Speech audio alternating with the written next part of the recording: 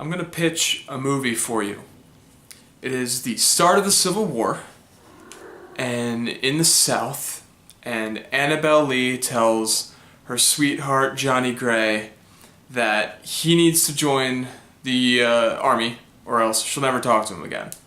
So Johnny Gray goes to the enlistment office and tells them, I'm an engineer, I'm ready to join, and they're like, no, because we need you more as an engineer.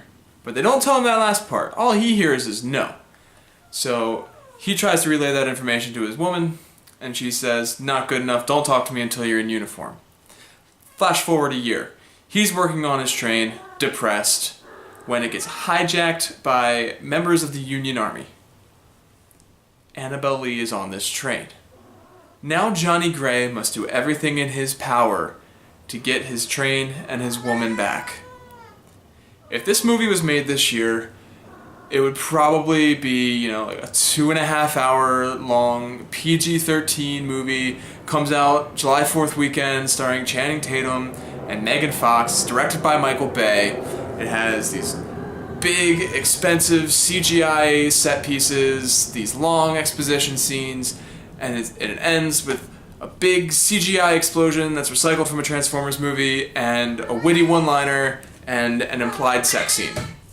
That sounds like something that would happen, right? Right, yeah.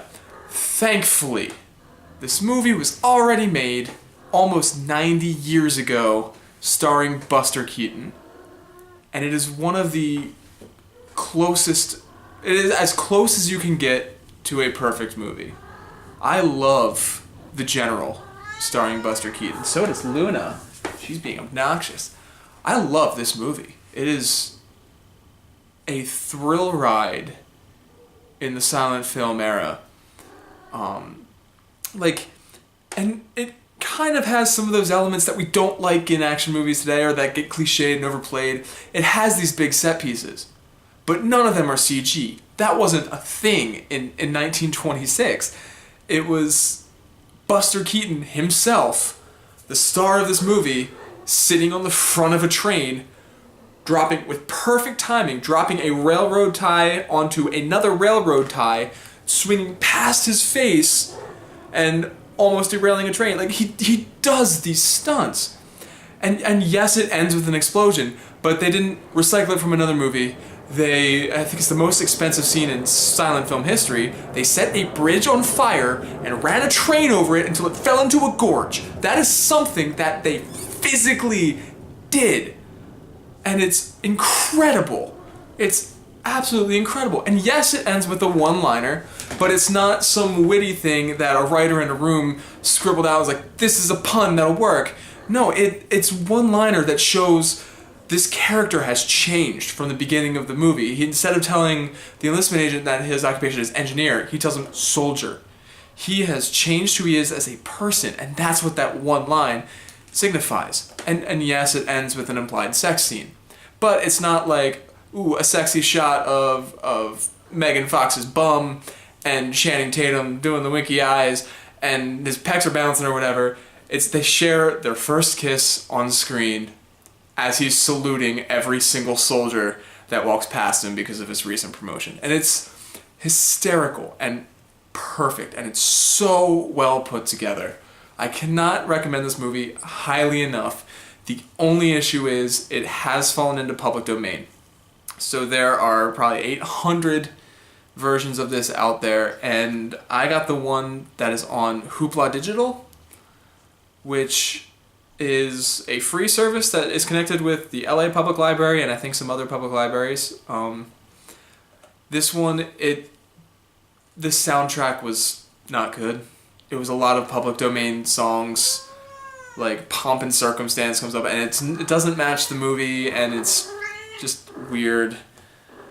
And I didn't like that. That's the only thing I didn't like, and it's not even the movie's fault. I should have just hit mute and just enjoyed it, but that's on me. It's nothing to do with the work that Keaton did putting this movie together. So yeah, go see it. There are ways to see this for free legally. Do so. It is unbelievably good. It is, every time I watch it, it climbs the list of my favorite movies. And a lot of that's like, Because not only does it have these huge set pieces and these crazy stunts, Buster Keaton is the 1920s Jackie Chan. He really is. But the moments of humanity. Annabelle tells Johnny early on, don't talk to me again until you're in uniform.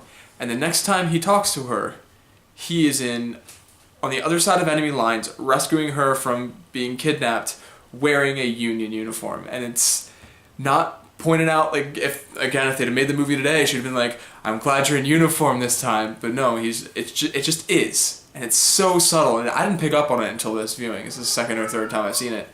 But it's so subtle and so human. And I love it. It's so good.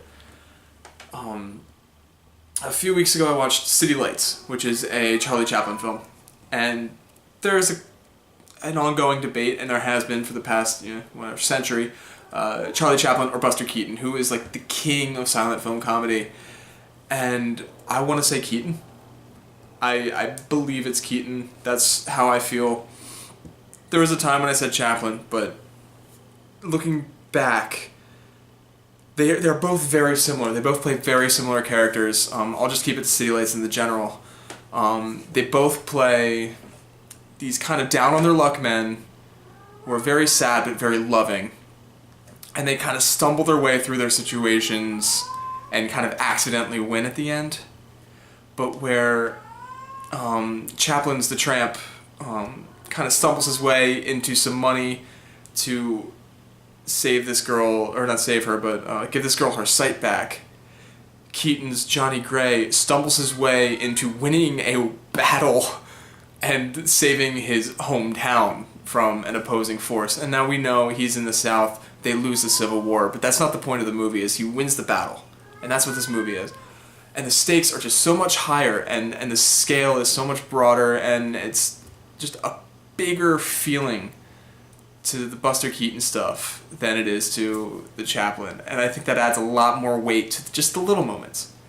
Because Chaplin is a lot of little moments. It's a lot of little embarrassing, like tripping over himself, eating string, whatever moments. But Keaton still has these little moments of just like subtle realization in his face of his situation while the world is exploding around him. And it just carries that much more weight with the juxtaposition of the big events and the little moments. It's a beautiful thing. It really is. So yeah, I talked a lot on this one, but it's that good. It deserves it. I could probably write papers on the general. I should at some point, but that's for another day. Whew, okay. Sorry, I had a lot that I wanted to say, and I'm just making sure I said all of it. Tomorrow is Saturday, which means I'm taking a suggestion from one of my clients at work this week. He suggested I watch American Beauty because it came out when I was 9 years old and wasn't a movie that I should have watched at that age, and I didn't. So I'm going to sit down tomorrow, I'm going to watch American Beauty for the first time, and I will see you there.